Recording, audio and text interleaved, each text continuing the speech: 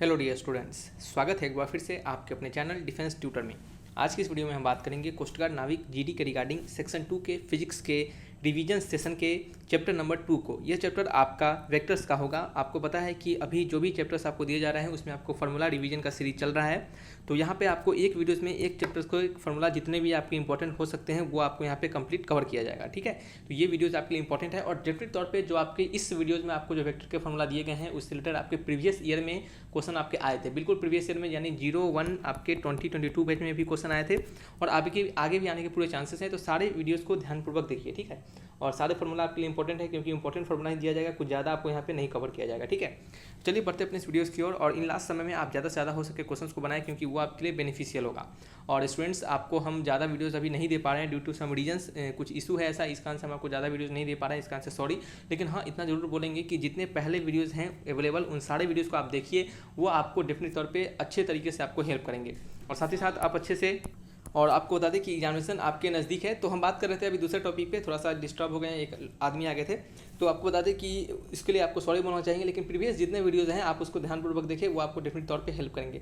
और साथ ही साथ आपको बता दें कि एग्जामिनेशन के अभी लास्ट समय आ चुके हैं, तो ज़्यादा से ज़्यादा क्वेश्चन को बनाएं। आप किसी न किसी एक टेस्ट सीरीज को जरूर ज्वाइन कर लें। आप एग्जामिनेशन देने से पहले आप एक टेस्ट सीरीज को ज्वाइन करें और उसमें अच्छे खासे टेस्ट दें। हमारे द्वारा आप परीक्षा ऐप के टेस्ट सीरीज को ज्वाइन कर सकते हैं। आपको जीडी के रिगार्डिंग उसमें 18 प्रैक्टिस सेट्स आपको मिल जाएंगे, 18 टेस्ट सीरीज मिल जाएंगे और वो आपको ऑनलाइन मोड में होंगे। तो आपको बिल्कुल एग्जामिनेशन टाइप आपको वहाँ पे फीलिंग मिलेगा, एग्जामिनेशन टाइप आपको वहाँ पे देने का मौका मिलेगा। ठीक है, तो उसके देने से आपको आपके खुद के कॉन्फिडेंस लेवल भी आपके अच्छे खासे बिल्डअप होंगे। ठीक है, तो आप सिंपली आप परीक्षा आपके प्रैक्टिस सेट्स को ले सकते हैं। लिंक परीक्षा आपके डिस्क्रिप्शन में दे दिए गए हैं, तो परीक्षा आपके लिंक जाकर ऐप को डाउनलोड करें और देन फिर आप, तो सॉरी फॉर डिस्टर्बेंस, तो देन फिर जाकर आप क्या कर सकते हैं, किसी भी आप जीडी और डीबी के रिगार्डिंग प्रिपरेशन कर रहे हैं तो आपको वहाँ पे टेस्ट सेक्शन में जाकर जीडी और डीबी को आपको वहाँ पे सेलेक्ट करना है। और देन फिर जब आप इसको सेलेक्ट करेंगे और बाई करने जाएंगे तो आपका जो स्टार्टिंग का ये जो प्राइस दिखाएगा आपको, यह होगा आपका 349 रुपीज़। लेकिन वहाँ पर आप कैपिटल लेटर में जब TUTOR50 इस प्रकार से ट्यूटर 50 का कोड लगाइएगा तो आपको 50% का डिस्काउंट मिलेगा। और देन फिर इसका प्राइस हो जाएगा आपको 175 रुपीज़। और ये आपको डिफरेंट तौर पे बेनिफिशियल होगा। आप जाकर एक बार टेस्ट सीरीज को जरूर दें एग्जामिनेशन देने से पहले। ठीक है, और जो भी स्टूडेंट नेवी ट्रेडमैन के लिए प्रिपरेशन कर रहे हैं तो वो भी अपने एग्जामिनेशन के लिए टेस्ट सीरीज जरूर लगाएं, ट्यूटर 50 का कोड लगाएं, तो वहाँ पे भी आपको 50% डिस्काउंट मिलेगा। ठीक है, तो चलिए बढ़ते हैं अपने इस वीडियोस आपके चैप्टर वेक्टर्स की ओर। वेक्टर में ज़्यादा आपको फार्मूला नहीं बताया जाएगा, ज़्यादा आपको इसमें डीपली नहीं समझाया जाएगा क्योंकि जो फार्मूला आपको दिया जाएगा यही आपके लिए ज़्यादा इंपॉर्टेंट है। ठीक है, तो और इस पर क्वेश्चंस बनाना आपका काम है। ठीक है, इस पर क्वेश्चंस बनाना आपका काम है, तो ज़्यादा से ज़्यादा जहाँ से भी मिल सके आप क्वेश्चंस को बनाएं। ठीक है, यहाँ पे हमारा वेक्टर में सबसे पहले है कि इफ़, यानी यदि r equal to x i plus y j plus z k then magnitude of the vector, यानी कहने का मतलब है कि इफ़ यानी यदि यह एक आपको वेक्टर दिया जा रहा है r equal to x i plus y j plus z k. ठीक है, देन फिर आपसे पूछा जाए कि मैग्नीट्यूड ऑफ द वेक्टर, यानी इस वेक्टर का मैग्नीट्यूड क्या होगा। तो इस वेक्टर का मैग्नीट्यूड क्या कैसे निकालते हैं, तो r का डिटर्मिनेंट, सॉरी r का डिटर्मिनेंट करने का मतलब r का मॉड, डिटर्मिनेंट नहीं यहाँ पे यूज करेंगे वर्ड, हम यहाँ पे मॉडलस का वर्ड यूज करेंगे कि r का मॉडलस होता है यही हमें मैग्नीट्यूड बताता है। किसी भी वेक्टर के मैग्नीट्यूड को हम इसी तरह से डिनोट करते हैं और वह बराबर होता है किसके, तो वह बराबर होता है इक्वल टू जो भी आपके i j k हैं उनके कोफिशिएंट के स्क्वायर के सम के, यानी x square plus y square plus z square के, वो क्या होता है, बराबर होता है। तो इस तरह से क्या करते हैं, किसी वेक्टर के मैग्नीट्यूड को हम फाइंड करते हैं। ठीक है, तो प्रीवियस समय में आपके स्केलर प्रोडक्ट और वेक्टर प्रोडक्ट पे क्वेश्चंस पूछे गए थे, कौन सा 01, 20, 22 बैचेज में। ठीक है, तो आने की इस बार चांसेस है, तो अच्छे से इसको देख लीजिए। ठीक है, यहाँ पे है आपका स्केलर प्रोडक्ट। स्केलर प्रोडक्ट का मतलब होता है कि कोई दो वेक्टर ए और बी है, अगर आपको उससे इसका स्केलर प्रोडक्ट पूछे तो स्केलर प्रोडक्ट का मतलब होता है डॉट प्रोडक्ट। स्केलर प्रोडक्ट को हम डॉट प्रोडक्ट के भी नाम से जानते हैं। ठीक है, स्केलर प्रोडक्ट को हम डॉट प्रोडक्ट के भी नाम से जानते हैं। ठीक है, तो ये आपको पता होना चाहिए। तो यहाँ पे इसका जो वैल्यू होगा वो होगा a dot b equal to a b cos theta. क्या होता है, a dot b equal to a b cos theta. यदि आपको कोई vector a equal to a x i plus a y j plus a z k इस तरह से दिया गया हो और b vector equal to b x i b y j b z k इस तरह से दिया हो, और तब इसके बीच में आपसे क्या पूछे, इन दोनों वेक्टर के बीच का अगर आपसे एंगल पूछे। यदि आपको कोई एग्जामिनेशन में कोई ऐसा क्वेश्चन हो जिसमें दो वेक्टर दिए गए हों और उन दोनों वेक्टर के बीच का आपसे एंगल पूछे, तो उसका एंगल अगर मानते हैं थीटा है तो उस थीटा को कैसे निकालेंगे, तो उस थीटा का वैल्यू होता है कॉस थीटा इक्वल टू, क्या होता है, cos theta equal to a x b x plus a y b y plus a z b z upon root under a x square plus a y square plus a z square into में b x square plus b y square plus b z square. ठीक है, ये आता कहाँ से, थोड़ा सा समझिएगा, रखने की जरूरत नहीं है इसे। ये जो यहाँ पे आपको दिया गया है इसको देखिए ध्यान से, इसको ध्यान से देखिए, थोड़ा मार्कर चेंज कर लेते हैं एक बार। ठीक है, इसको अगर आप ध्यान से देखिएगा तो यहाँ पे a dot a vector dot b vector equal to a dot b cos theta है। तो यहाँ से अगर आप कॉस थीटा को निकालेंगे तो क्या हो जाएगा, vector a dot vector b upon a dot b यानी ए बी का मैग्नीट्यूड, इसका मतलब हुआ ए बी का मैग्नीट्यूड। तो ए का मैग्नीट्यूड और बी का मैग्नीट्यूड यानी किसी भी वेक्टर का मैग्नीट्यूड निकालना हमने सिखाया है यहाँ से। तो यहाँ से तो हमारा ये दोनों वैल्यू आपको समझ में आ गया होगा, लेकिन ऊपर वाला वैल्यू कैसे आया, यानी ये वाला वैल्यू कैसे आया, इसको समझते हैं। ठीक है, तो इसको समझने के लिए आप क्या कर सकते हैं, थोड़ा सा समझिएगा। इसको बनाने के लिए आप क्या कर सकते हैं, किसी भी दो वेक्टर के डॉट प्रोडक्ट कैसे निकालते हैं। तो किसी भी दो वेक्टर के डॉट प्रोडक्ट निकालने का तरीका होता है कि हम क्या करते हैं, सभी वेक्टर यानी ए एक्स आई को क्या करेंगे, बी एक्स आई से, बी वाई जे से और बी जेड के से सभी को क्या करेंगे, मल्टीप्लाई करेंगे। फिर उसी प्रकार इसको सभी से मल्टीप्लाई करेंगे, फिर उसी प्रकार इसको सभी से मल्टीप्लाई करेंगे। कैसे, जैसे कि आप ए प्लस बी को मल्टीप्लाई करते हैं सी प्लस डी से, उसी प्रकार इसको दोनों को मल्टीप्लाई करेंगे। ठीक है, लेकिन मल्टीप्लाई करने के बाद अगर आप देखेंगे जहाँ पे, तो एक के रिगार्डिंग हमारा 3 पॉसिबिलिटी आता है। तो 3 3 6 तीनों यानी 9 नंबर ऐसा होना चाहिए हमारे पास, लेकिन हमारे यहाँ तो हमारे पास यहाँ पे सिर्फ 3 नंबर है। तो आखिर बचा हुआ 6 नंबर गया कहाँ, यानी बचा हुआ 6 जो डिजिट होगा वो कहाँ गया, तो वो कहाँ गया इसको सीखिएगा। देखिए, जब हम मल्टीप्लाई करेंगे तो एक जगह पे हमारा ए एक्स आई आएगा और बी एक्स आई आएगा, मतलब ए एक्स आई और इंटू में बी एक्स आई आएगा। फिर प्लस जब ए एक्स आई को जब बी वाई से मल्टीप्लाई करेंगे तब क्या आएगा, देखिएगा ए एक्स आई इंटू में बी वाई जे।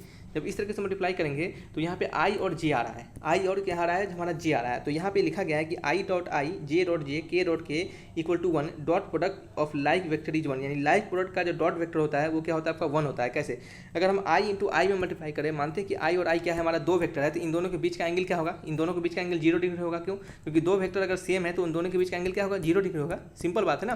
तो जब उन दोनों के बीच का एंगल अगर 0 डिग्री होगा तो कॉस 0 जब यहाँ पे डालेंगे तो ये हमारा वैल्यू क्या हो जाएगा बताइए, तो कॉस 0 का वैल्यू क्या होता है, 1 होता है। तो सारा का वैल्यू क्या होगा, हमारा 1 आएगा। और आई और आई जो होता है ये आपका यूनिट वेक्टर आता है। तो मान लेते हैं कि यहाँ पे आई डाले और यहाँ पे आई डाले, तो आई का मैग्नीट्यूड 1 होगा और बी आई का मैग्नीट्यूड भी 1 होगा। तो 1 इंटू 1 इंटू 1, कॉस 0 का वैल्यू भी 1, तो इसका वैल्यू क्या आता है, हमारा 1 आता है। तो इस कारण से हम यहाँ पे आई डॉट आई और equal to j dot j equal to k dot k को हम 1 के बराबर लिखते हैं। ठीक है, तो यहाँ से हमारा थीटा इक्वल टू क्या निकलता है, 90 डिग्री निकलता है। तो यहाँ से जो हमारा थीटा इक्वल टू यहाँ से थीटा इक्वल टू 0 डिग्री निकलता है। उसी प्रकार जब हम आई डॉट जे करें, जे डॉट के करें और के डॉट आई करें, यानी प्रोडक्ट ऑफ अनलाइक वेक्टर करें जब हम, तो वहाँ पे जो हमारा वैल्यू मिलता है इन दोनों का प्रोडक्ट वो मिलता है 0 के बराबर। क्यों, क्योंकि थीटा इक्वल टू 90 डिग्री होता है। जब कॉस के जगह पे हम 90 डिग्री डालेंगे तो कॉस 90 का वैल्यू क्या होता है, 0 होता है। तो इस पूरा का वैल्यू क्या हो जाएगा आपका, 0 हो जाएगा। और यहाँ पे आई डॉट जे रहेगा, तो इसका मतलब हुआ कि आई डॉट जे का वैल्यू क्या होगा, 0 के बराबर होगा। ठीक है, तो इस कारण से क्या होता है हमारा ऐसा होता है। और इसी कारण से क्या होता है, हमारा बचे हुए जो 6 होते हैं वो हमारे 0 हो जाते हैं और ये सिर्फ हमारा बच जाता है। ये सिर्फ हमारा क्या होता है, बच जाता है। क्यों, क्योंकि ऐसा 3 ही पॉसिबल होगा जिसमें हमारा आई आई जे जे और के आएगा। ठीक है, तो इस कारण से हमारा ये वैल्यू बच जाता है। तो इस कारण से ये सब लिखा जाता है, बाद बाकी सारा क्या होता है हमारा 0 हो जाता है। तो इस कारण से हम किसी भी कॉस थीटा को हम इस प्रकार से निकालते हैं, किसी भी दो वेक्टर के बीच के एंगल को। समझ रहे हैं। चलिए, थोड़ा फास्ट आपको लग रहा होगा, लेकिन आप इसको स्लो करके देखिएगा, क्योंकि फास्ट इसके लिए बताना है कि ज़्यादा समय न खींचा जाए। ठीक है, कम समय में आपको ज़्यादा से ज़्यादा हो सके आपको नॉलेज दिया जा सके। आपका काम है, एक बार हमारा काम है समझाना फार्मूला को, देन फिर आपका काम है कि सारे को याद करना। ठीक है, और समझ के याद करना। वेक्टर प्रोडक्ट कैसे निकलता है किसी भी दो वेक्टर का, तो वेक्टर प्रोडक्ट निकलता है दो वेक्टर का ए क्रॉस बी से, उसको लिखते हैं और वो बराबर होता है modulus of a modulus of b, यानी मॉडुलस ऑफ ए गुने मॉडुलस ऑफ बी इंटू में साइन थीटा इंटू में एन कैप। ठीक है, ये क्या होता है हमारा इंटू में साइन थीटा इंटू में एन कैप के बराबर होता है। तो ये होता है किसी भी दो वेक्टर के क्रॉस प्रोडक्ट का वैल्यू। और साथ ही साथ किसी भी दो वेक्टर के क्रॉस प्रोडक्ट को हम इस प्रकार से भी लिखते हैं। कैसे, मानते हैं कि एक वेक्टर हमारा क्या है, एक वेक्टर हमारा यही है ना, आई जे के ये है और बी हमारा ये है। तो सारे के जो कोफिशिएंट है आई जे के उसको हम एक साथ ऊपर लिखेंगे। देखिए, उसको ऊपर लिखा हमने, फिर हम एक वेक्टर को उठाएंगे जैसे हमने ए को उठाया है, और ए में जो आई जे के का कोफिशिएंट है वो क्या क्या है, तो ए एक्स है, ए वाई है, ए जेड है।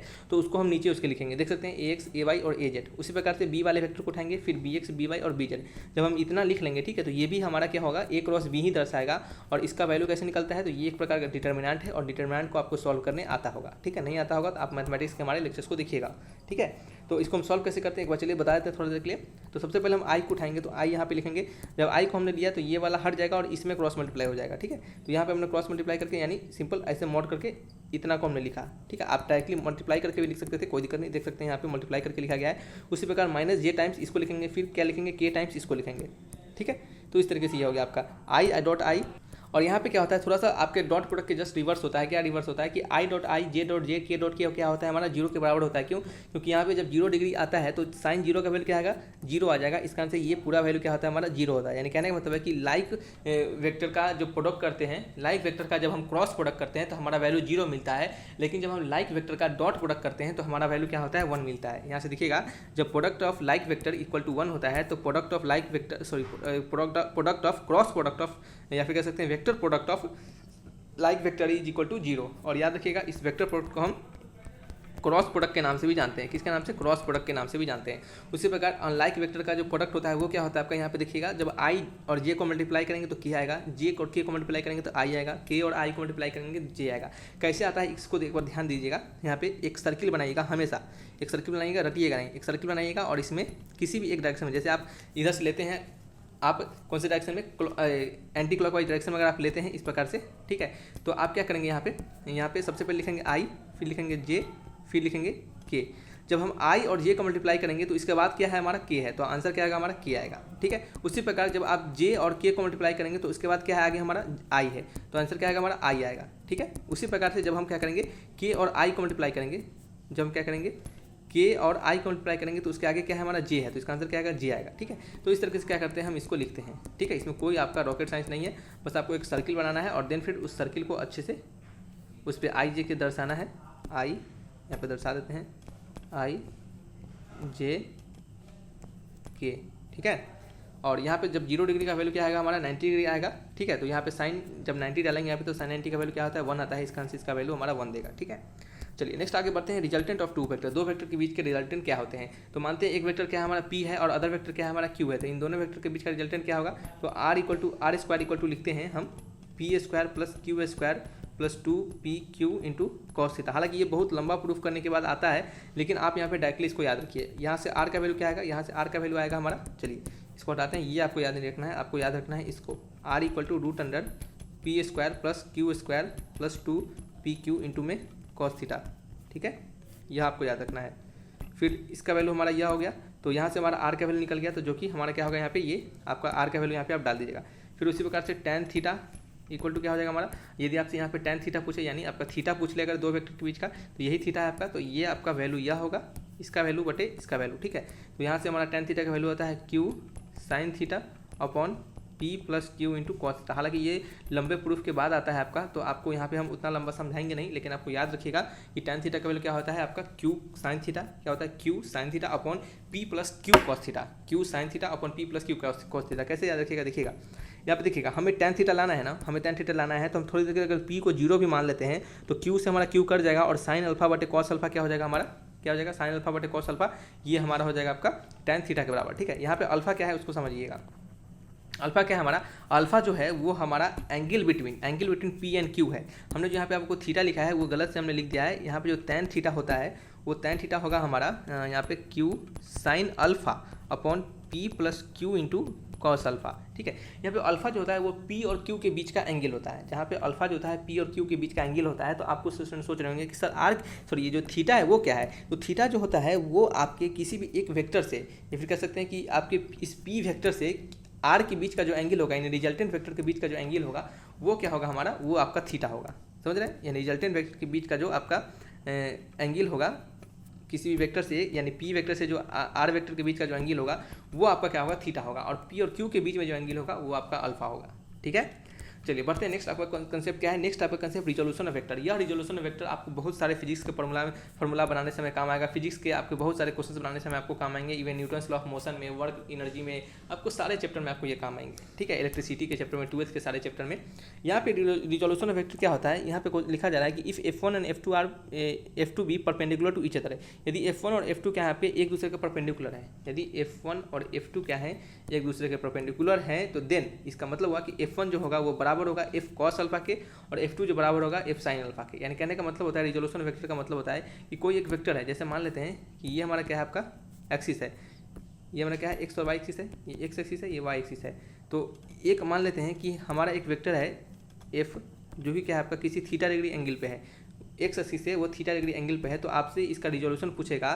तो इसका रिजोल्यूशन क्या करते हैं, इस एफ वेक्टर को हम क्या करते हैं दो पार्ट में तोड़ते हैं, ठीक है, और दोनों पार्ट जो होते हैं वो आपस में परपेंडिकुलर होते हैं। तो हम इस एफ वेक्टर को F1 पार्ट में और F2 पार्ट में तोड़ेंगे, जहाँ की F1 जो होंगे वो आपके परपेंडिकुलर होगा F2 के, परपेंडिकुलर होगा किसके, F2 के।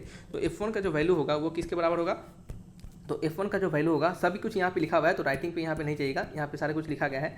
तो F1 जो होगा वो आपको समझाने के लिए दिया जा रहा है, ताकि आप इस फॉर्मूला को दोबारा रिवाइज करें तो सीधा आपको एक नोट्स टाइप का ना लगे, ठीक है, आपको लगे कि हाँ ये हमने पढ़ा है, समझ रहे हैं। चलिए तो यहाँ पे F1 इक्वल टू क्या होता है आपका, ये F हो जाता है और साथ में कॉस क्या होता है आपका थीटा हो जाता है। याद रखिएगा कि जिसके साथ आपका थीटा लगा होगा, हमेशा ऐसा नहीं सोचिएगा कि एक्स एक्सिस के साथ होगा तभी कॉस थीटा होगा, नहीं, जिसके साथ थीटा लगा होगा, जिस एक्सिस के साथ थीटा लगा होगा उस एक्सिस का वैल्यू क्या होगा, हमारा थीटा होगा, ठीक है। और F2 का वैल्यू क्या हो जाएगा, F2 का वैल्यू हो जाएगा हमारा F इंटू साइन थीटा। यदि यह थीटा यानी यह अगर अल्फा ऐसे होता तो यदि हम अल्फा के टर्म में लिखे तो F2 हो जाएगा हमारा ये आपका F इंटू कॉस अल्फा, और F1 हो जाएगा हमारा क्या हो जाएगा, F1 हो जाएगा हमारा F into sine alpha. F1 क्या हो जाएगा हमारा F इंटू साइन अल्फा, ठीक है, समझ रहे हैं। तो ये हमारा होता है, यानी कहने का मतलब है कि ये कंसेप्ट आपको बहुत जगह काम आएगा, क्योंकि बहुत तरह स्टूडेंट को कन्फ्यूजन होता है कि देखते हैं कि हमेशा एक्स एक्सिस के साथ जो भी एंगल होगा हमेशा उसी को कॉस मानेंगे, ऐसा नहीं है। जिसके साथ थीटा होगा, जिस एक्सिस के साथ आप उसको कॉस मानिए, ठीक है। फिर नेक्स्ट है कि if f be any vector and F1 F2 be their component at angle, ठीक है, तो alpha and beta then F1 equal to, अच्छा कहा जा रहा है कि अगर आपका F1 और F2 क्या आपका F एक कोई वेक्टर है और F1 F2 क्या है, इनके कंपोनेंट है, तो अल्फा और बीटा को हम कैसे लिखेंगे, ठीक है। तो अल्फा इक्वल टू क्या हो जाएगा और बीटा इक्वल टू क्या हो जाएगा, तो F1 जो होगा आपका यहाँ पे वह बराबर होगा किसके, F साइन अल्फा के, sorry sine beta, F1 equal to क्या होगा F साइन बीटा, ठीक है, upon sine alpha plus beta. इसी तरह F2 क्या होगा F sine alpha upon sine alpha plus beta. ये आपका फॉर्मूला डिराइव फार्मूला है, तो आपको यहाँ पे डिराइव करके हम नहीं बताएंगे, तो आप इसको याद रखिएगा। ये याद रखने से क्या फ़ायदा होगा आपको कि जब आपको F वेक्टर के बीच यानी रिजल्टेंट वेक्टर के बीच का अगर आपको एंगल निकालना हो, आप एक और काम कर सकते हैं सिंपली, यहाँ पे इतना ज़्यादा समझने की जरूरत नहीं है। जब आपको F1 ही निकालना होगा तो हम इससे डायरेक्ट क्यों नहीं निकालेंगे, जब हमें F1 निकालना होगा तो हम इससे डायरेक्टली क्यों नहीं निकालेंगे, ठीक है। तो इसको आप नहीं याद कीजिए, वही आपके लिए ज़्यादा बेहतर होगा, ठीक है। जो मेन काम था वो हमने आपको यहाँ पे बताया है। तो ये क्या था, आपके रिजोल्यूशन वेक्टर थे, और यह आपका वेक्टर का क्वेश्चंस का फॉर्मूला का रिवीजन था, ठीक है। ज़्यादा यहाँ पे वेक्टर के और ज़्यादा फॉर्मूला आपको नहीं बताएंगे आगे, जो काम का चीज़ है जिससे आपके काम हो जाएंगे, क्योंकि अभी लास्ट टाइम है, अभी ज़्यादा से ज़्यादा फॉर्मूला बता के ज़्यादा से ज़्यादा आपको लोड देके हम नहीं चाहते कि ज़्यादा आपको बर्डन हो जाए, ठीक है। तो इस कारण से यहीं पर रहने देते हैं, और कोई डाउट हो तो आपको कमेंट बॉक्स में लिखकर हमसे पूछिएगा। Thanks for watching my video, तब तक के लिए बाय बाय।